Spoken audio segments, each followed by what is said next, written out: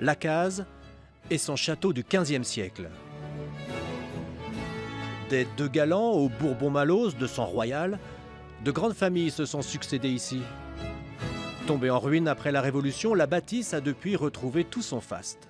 Nous avons l'équipe de FR3. Quand on leur a dit que la mairie menait la vie de château, ils ont cru que ce soir, on faisait un banquet.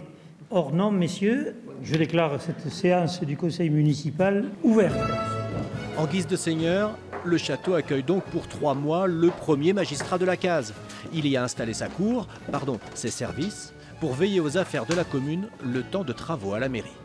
Je suis tout à fait ravi que ce lieu serve aux habitants de Lacaze dans des missions ordinaires. Pendant 3 mois, on va donc y tenir conseil et accueillir les administrés comme ont pu le faire autrefois les seigneurs de ces lieux, reconnus de tout temps bienveillants pour la population. C'était des seigneurs qui étaient surtout, je crois, des bons vivants, mais la population ne s'est jamais soulevée contre ces différents seigneurs. Au contraire, elle était plutôt assez derrière eux quand même. Ce château, on l'a voulu comme étant un outil de travail, comme étant quelque chose qui n'est pas une coquille vide, et effectivement de pouvoir y faire les activités de la mairie pendant que celle-ci est en travaux, je pense que c'est effectivement quelque chose d'assez gratifiant quand même.